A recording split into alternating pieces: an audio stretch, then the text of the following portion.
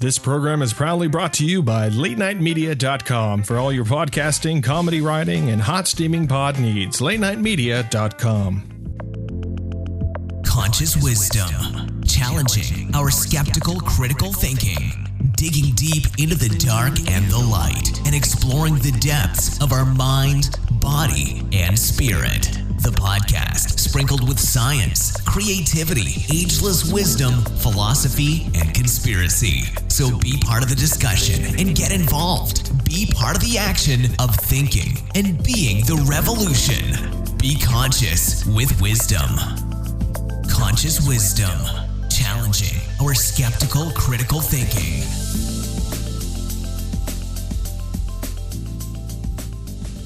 Hi guys, it's great to see you. It's the Conscious Wisdom Podcast, and we're back for episode 11. We've hit the double ones. It's all about ones and numbers and fun stuff today. We've got a great bunch of guests. How you going, guys? Hi. Yeah, really good. Wonderful. Now, if you don't know the topic, today's topic is, oh my God, is 11 following me?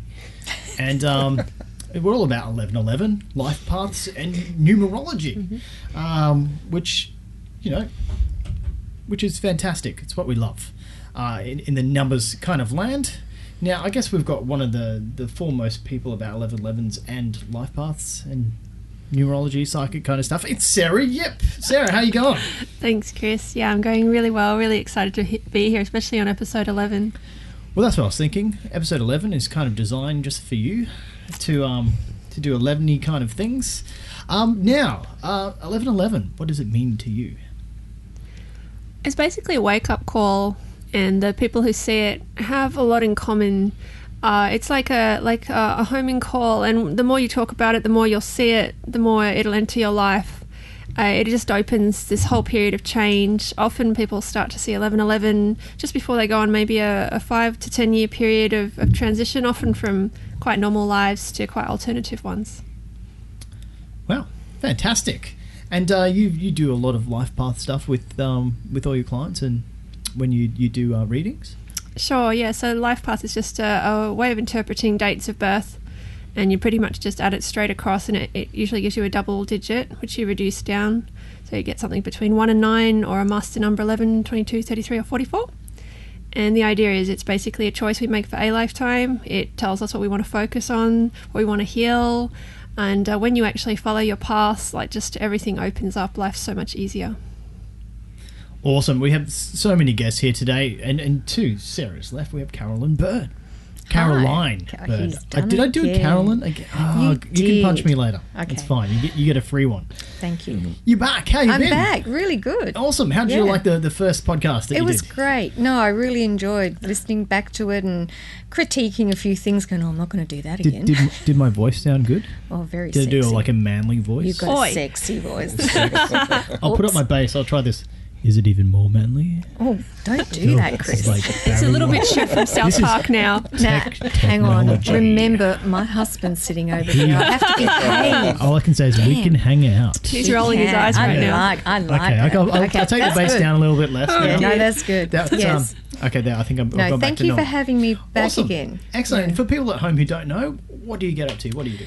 Well, I'm a therapist. Holistic counselling I do with energy work. So I have a private practice in Brisbane that's been running for over 8 years now.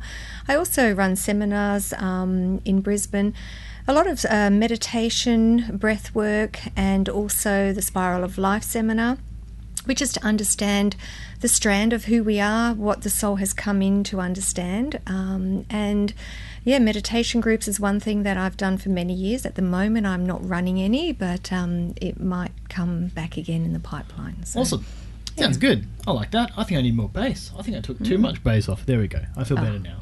And to your left, Colin, we have John Le-Gros. Did I do it right? Yes, that's it. Oh, I win on that one. It's the guys. Guys win. Awesome. Now, John, you do like Japanese acupuncture. Yes. Can you explain a bit what that's about? Well, when I was taught Japanese acupuncture, I was taught mainly by blind practitioners. So that sounds fantastic, because all the samurais had some sort of blind guy with a sword somewhere. Was that a witchy? He was a blind guy. So you went full mystical, like samurai style. Yes, a little bit like that. But awesome. The idea of the blind acupuncturist is that they're more sensitive, and they're more sensitive to touch because they've lost one sense. the other senses are really heightened. So being blind yourself is not a prerequisite? No, I'm not blind. Okay, so everyone at home, John can see. Well, they tell me I'm at a disadvantage when I go to Japan for seminars and things because I can actually see. Okay, well that's good. Now, okay, so for acupuncture, what is it about? How does it help people? Well, basically, it's based on energy that's flowing through our systems through various channels or meridians. And when someone is sick, there's usually a blockage of chi. And my job is to unblock that blockage so that there's a good flow of chi through the body. A person can do good home maintenance themselves, either by doing yoga, tai chi, qigong, or martial arts. That will be good maintenance for them. What I tend to be involved with is when someone's sick, and I will tend to unblock those blockages of chi. I guess for people who are not familiar, it's kind of like if you're a plumber, and which I recently had this problem. We had some blocked pipes. We had a bit of corrosion going on, and we got no water pressure. So is it kind of like the same similar idea where you've got some blocked pipes here and it's just not going to put that energy and chi to help facilitate homeostasis? Yeah, my job is to unblock those blockages. Awesome. And if those blocks have been blocked for a long time, those pipes have been blocked. Plumber. Yes, it takes a little bit longer to flush out the blockage. Awesome. Okay, and we've got so many guests on today's show, and just to John's left we have Tracy Watson. Now, Tracy, you love all numerology. You use it in your daily life. I do, absolutely. I'm a very big fan of numbers. Very large fan of Sarah as well. So this is you guys can hug later as well. Yeah, we will. A recent convert, I would imagine, to the spiritual, or all things spiritual, as of my 35th birthday, which has just happened, which happened to be coming into my number 1 personal year. So it's all about me, all about new things. Me. Yeah, all about me. Numerology, astrology, all of these things that these people on my right hand side do, and I'm very excited to meet them and be part of today's discussion. Awesome. We've got a full cast today. Hey, Big Dick. Big Dick's our camera guy, if you don't know. Hi. Thanks for being here, Big Dick. We'll try and get his numbers out. Hopefully we can figure out what he is, because he's massive. So we'll find out all about Richard. He's talking about your aura. No, I'm not talking about his aura. No. Okay, so let's get down and dirty and find out. Okay, well, 11/11s. Who's seen 11/11? Yeah. Yep. Everyone? Since 11/11/11. Well, that's really since 11/11/11. Yes, really. So how did you first get onto this? Was it something that you realised was a phenomena, or did you just sort of were blindly unaware it was happening a lot? Well, the main thing is people who see 11/11 are the skeptics. And they're the last people to admit it, because it's the people who work with numbers, so the people who are most likely to see it. Like, I was a scientist, account manager. It's the people who actually don't believe in, like, sorry Caroline, white feathers, bumps in the night and brushes on your cheek. The people who they just don't quite accept that. They're the ones who get smacked in the face with like repetitive number sequences. And so, but just being a scientist background, just taking photos of things, I just started to see that pattern. And you go online and there's just thousands, if not millions, of people writing about this. And it's just a beautiful experience, actually, because you realise you're not crazy. You actually start to think maybe there's something special about it. And the more you look into it, the more your life improves. It is a positive thing to have in your life. Absolutely. Sarah said something before about around about the 5 or 10 years before people start to go through a bit of an evolution in their life. Absolutely. So did you see that yourself? Yeah, absolutely. Yeah. I have. Yeah. And it wasn't until you'd said that I went, oh yeah, that would be around about the time. I love seeing 11/11 because I feel as though it's a bit of a message from the angels, and it's just a confirmation that I'm on the right path, I'm making the right decision, and I'm heading in the right way. So there was the day that I'd done a course with Sarah, a numerology course on a Saturday, which happened to be an 11 day for me. No coincidence. There are no coincidences in life. And I was at an appointment a couple of days later, and I had walked past this particular wall a million times beforehand, and on the wall was a sticker that says 41s.com, and I went, oh my goodness, it's 11/11.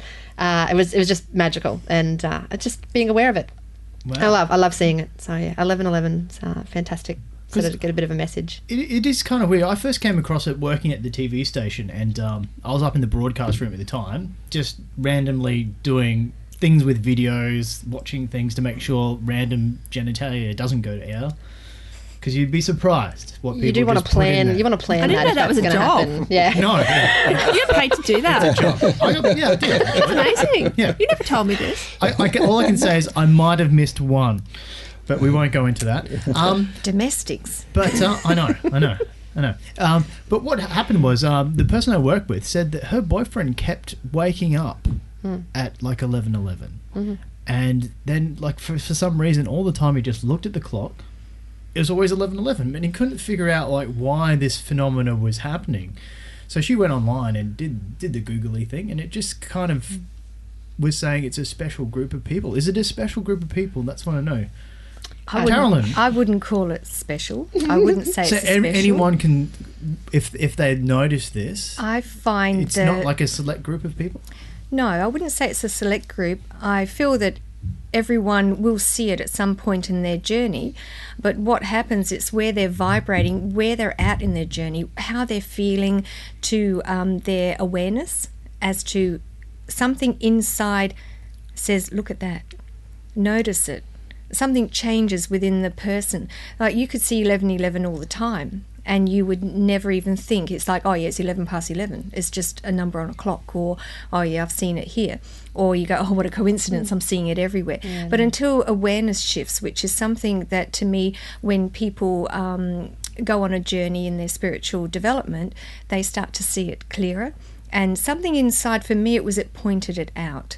It said, look.